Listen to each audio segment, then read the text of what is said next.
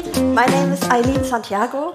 I'm a business development manager at Google from Frankfurt, and I'm very excited to be here today and talk about women in tech and female empowerment.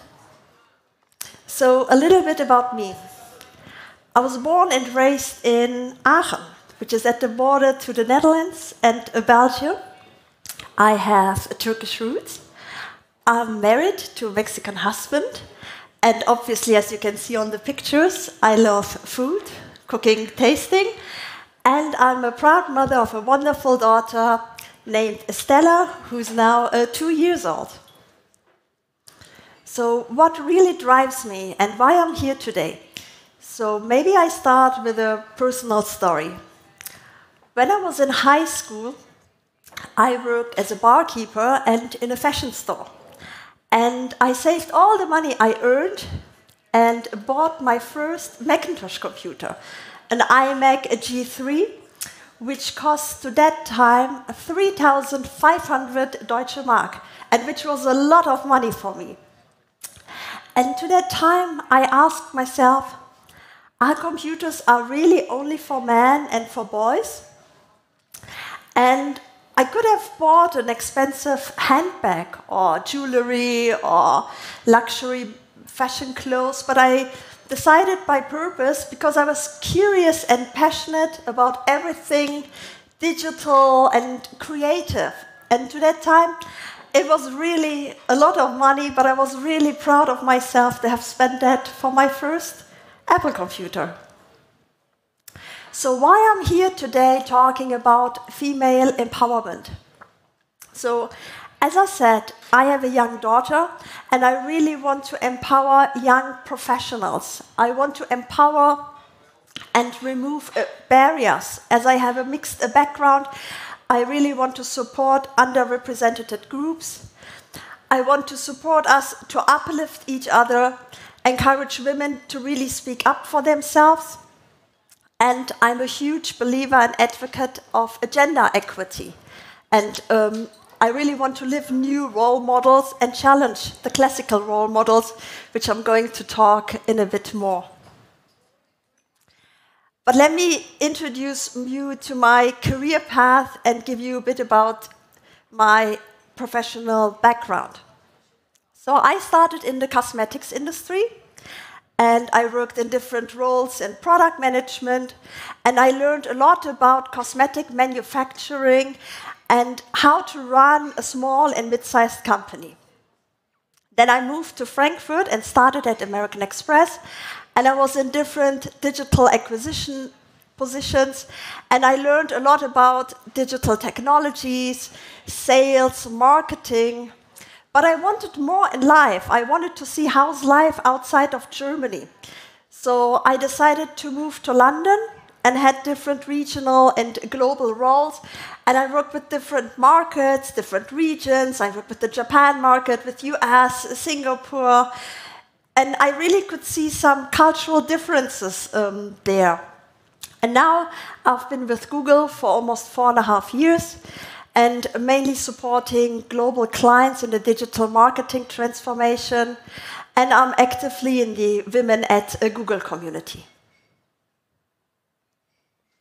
Moving on. So what can we do to support each other and strive for change?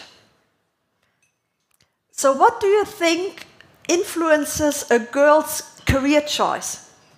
So a Girls' Day is a career orientation day that takes place once a year and offers girls the option to look for professions that are mostly occupied by men, such as computer scientists, engineers, or different tech positions. And why do you think it's necessary to have a Girls' Day? So still, gender stereotypes influence career choices of many young men and young women. I see someone nodding. So you can see that in the IT industry, in the care industry, in primary schools. So I think career choices should not be based on gender stereotypes. They should be based on individual strength and individual interests and passions. So that's why, as a company, we support the Girls' Day with an online programming workshop. So here you see die Open Roberta. And fun fact, in German, you say der Computer, which is obviously masculine, and we did per choice the article die.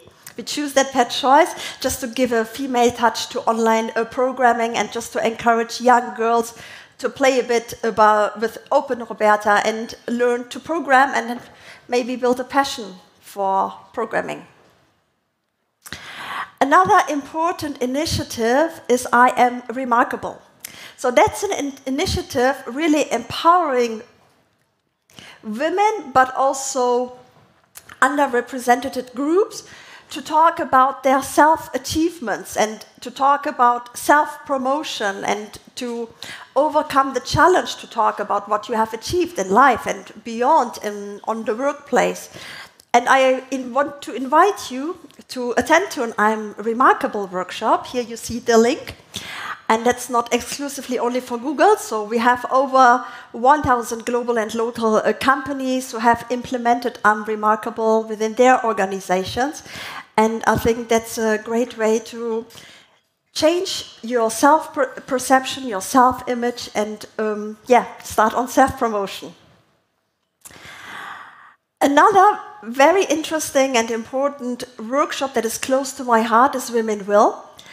That's an initiative that supports women across different countries and really strengthen their economic potential through digital skills and through community building. So it's really about building a network, building a community, talking to each other, and having equal opportunities, especially in the digital and edtech industry. And also here on the Women Will homepage, you can have a look for upcoming events, subscribe, and sign up for new digital skills trainings, business management trainings, leadership trainings, and much more, no matter where you are currently in your career and what you are interested about. But there are also some challenges in our society, and I would like to briefly talk about how to break the biases. And looking abroad, so I worked in different regions, I worked in different organizations, and I observed just some biases, and one I especially want to emphasize today is the imposter syndrome. So for many reasons, many of us feel uncomfortable sharing our achievements.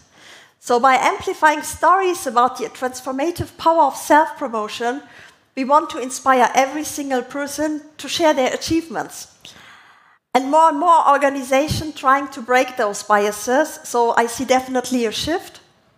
And also there are some organizations who are really doing a good job in supporting women, especially after maternity, and rewarding and recognizing them for their performance. So I think that would be a really good practice overall for our society, focusing on that. And I also brought some personal recommendations today with me. So I became pregnant during the pandemic. And I had my baby girl, and I was super happy, but I only focused on my baby. So then I returned to work, and then I only focused on my baby and my work. I almost completely neglected myself. I even was aware about the concept of self-care or self-awareness. I thought it's only my baby and work. And I think that's not right. We all have different roles and different needs. And I think it's also very important to enjoy life and to ask yourself, what can you do for yourself? And are you really aware of your needs in each role? So I'm a mother, I'm a wife, but I'm also a daughter, a sister, a friend. I'm in a neighborhood community. And as I was introduced, I'm also a DJane. I love music, I love dancing. So I really now focus more on each of my different needs in my roles. And I think we are all more than our work. Also, your partner plays a key element, and we need commitment from our partners. So we need new role models, and as I said, I want to challenge classical role models. So I want my daughter to grow up and knowing her parents are equally taking care of her. And it's okay that her mother works in front of the computer and her father picks her up in the Kita or any other life model. But yeah, breaking the classical models, I think, are important. Also, I want to leave you with a very important recommendation, I think, which is underestimated, especially for young professionals and females. So start to build your network. Be bold and ask for help. Proactively ask for sponsorship. So statistics show that women are in general over-mentored but under-sponsored. So it doesn't have to be a female sponsor. It can be a male sponsor as well. When I was at American Express, I had a senior male sponsor working in finance, and he was the one opening the doors for me to go to the UK and have some global positions. So I can't emphasize that any more. So ask for help and start building your network.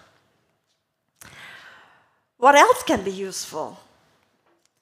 So I brought further tips that are currently working for me. I recently started a self-leadership workshop called 30 Days Excellence Challenge Program, and it's about a self-leadership. And I learned about a new, very interesting tool called a vision board, where you really visualize your dream life and your dream career path.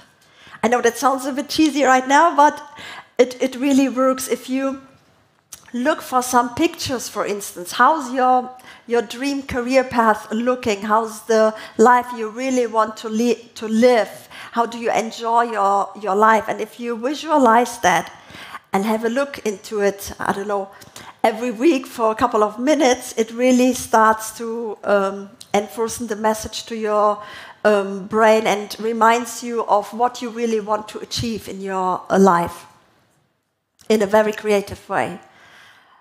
I also have dedicated time with my family where I don't sit in front of my laptop or my smartphone, where I'm not in a meeting.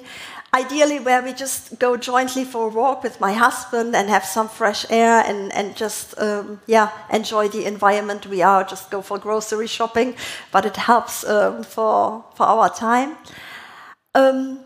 I'm not in the age to go for clubbing anymore, unfortunately, but I still love dancing and loud music, so I try to be once a week or twice a week in the gym and take some Zumba dance classes together with other men and women, and then we dance and just enjoy the moment.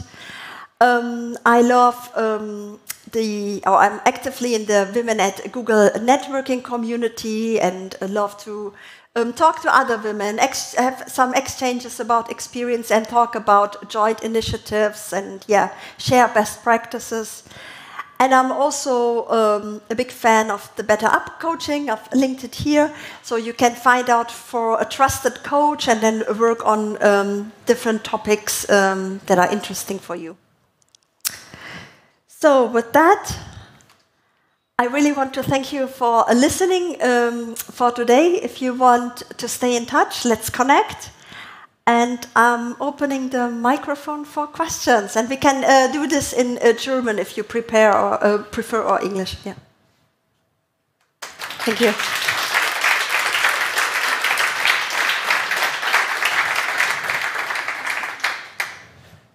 there any questions from the audience?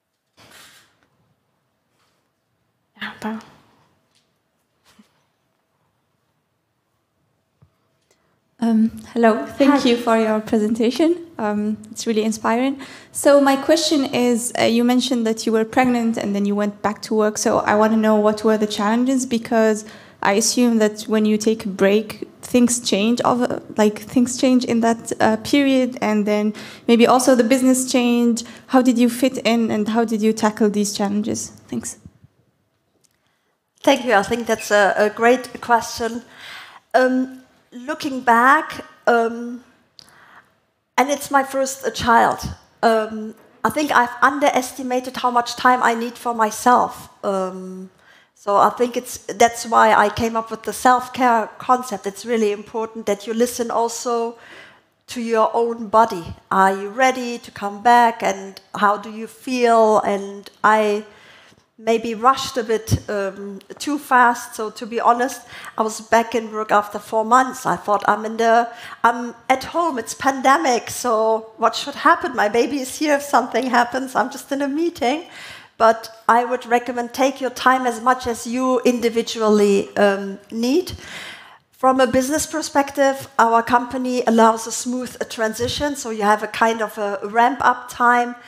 And then after a while, it's quite easy to be back in the topics. It's like you haven't been away, so it feels like normal. So, but I just emphasize, take your time as much as you personally need. And yeah.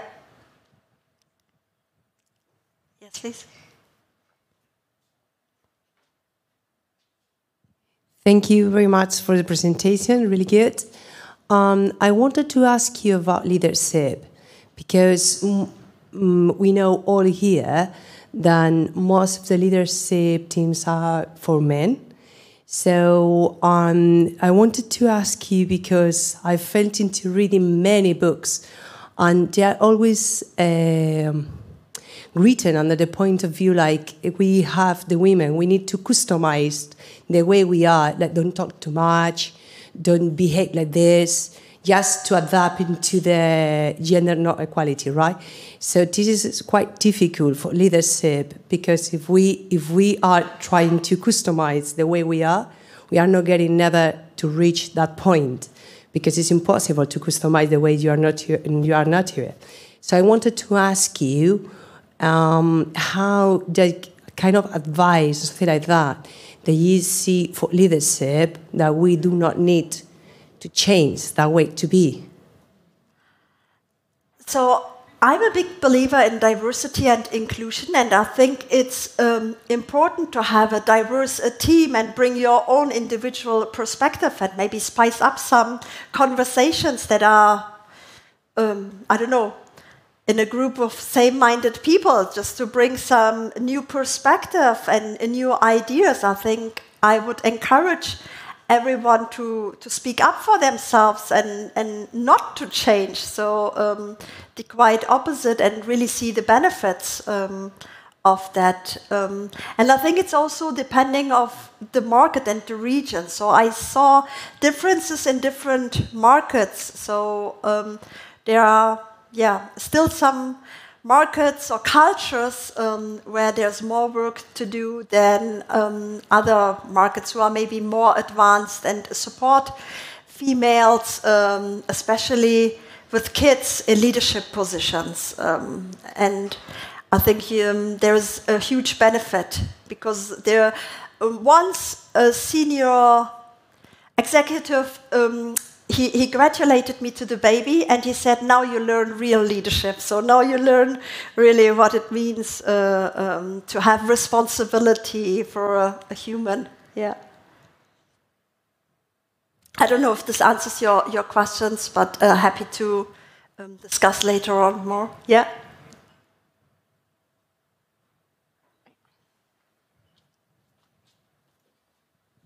Hi. Hello. Thank you so much for sharing your insights. I think that was really helpful. You've climbed up the ladder quite a lot within your career, and I'm doing so as well in my next step. Do you have any recommendation how to overcome imposter syndrome, or what to do if you face a tough challenge? So in terms of mindset or leadership with yourself, that would be very helpful for me to know. Yeah, thank you. And I faced also a lot of challenges moving abroad, having a kind of culture shock. So even it's London, I thought it's not that different. I thought my English is quite good until I went to London and learned about British English. So I definitely see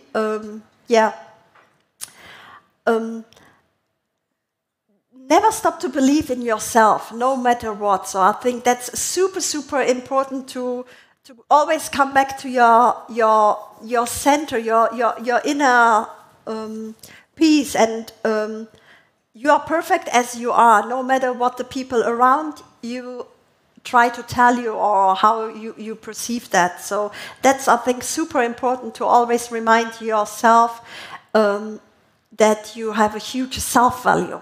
I think practice, like with different initiatives, workshops help, but also building a community and exchanging and talking openly about also challenges, not only about like straight careers. I think that also helps, and yeah, having that exchange and openness and encouraging each other to really tell us what you have achieved, and really applauding each other and being proud of each other. I think, this could be helpful.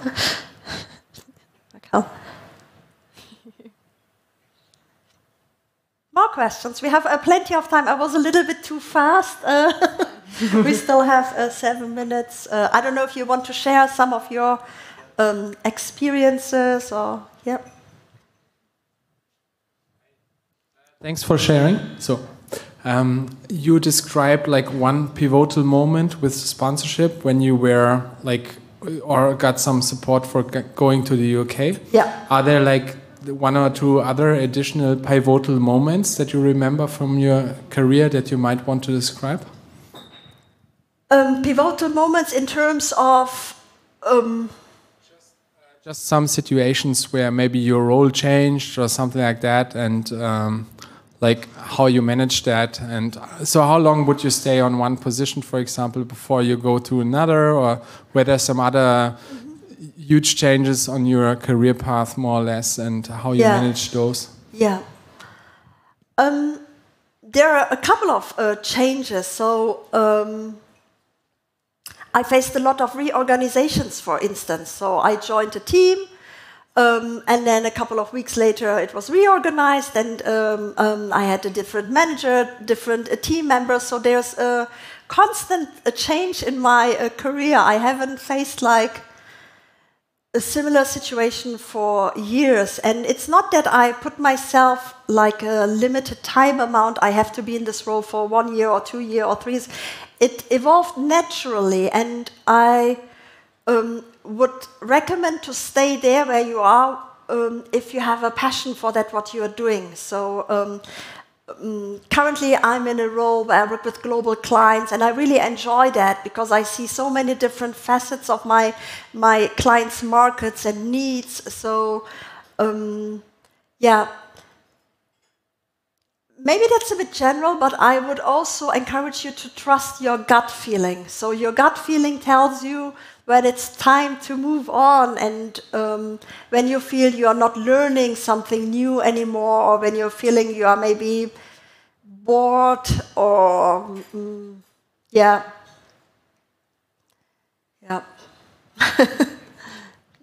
welcome. Yeah.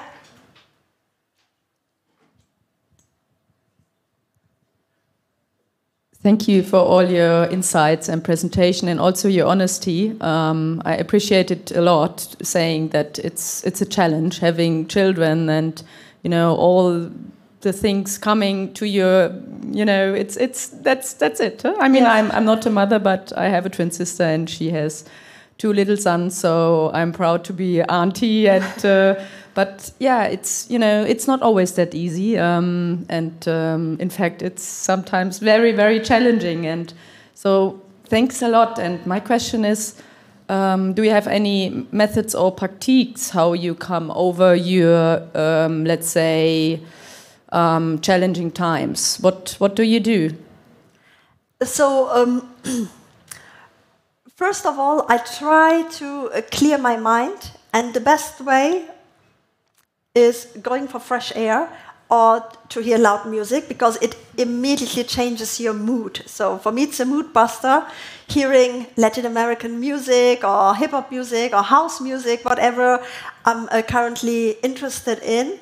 And then having like a a break of the situation I am. And then that allows me to have a different, fresh perspective.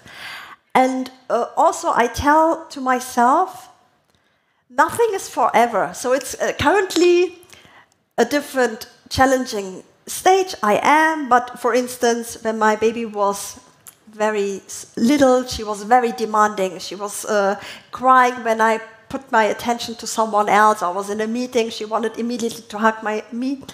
And I just said to myself, okay, it will be over. In a couple of months, she will be different. She will start to walk. She will start to talk. And it will change. It's not forever. Or if I have a huge mountain of work, huge, big workload, it's just, that's what I try to tell myself. It's just like the momentum, but it will be over. And also, I did some coaching. So I talked with some experts and received some different tools, which I also can share afterwards, depending on which direction. But there are also good tools. And within our company, we also have a system called Googler-to-Googler coaching. And as I said, build my network and then have a trusted coaches where I can talk to them. So I think important is to open up and not to hide or put everything inside. If you have the feeling, okay, it's too much, talk to someone, and then someone in the profession, not always your husband or partner. I think that can help.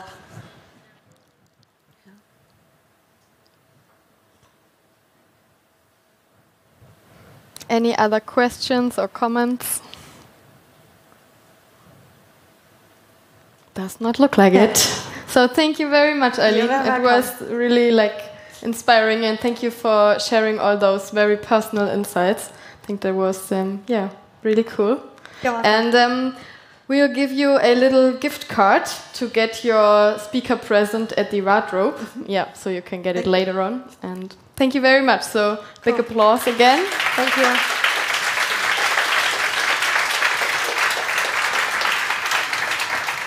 Thank you.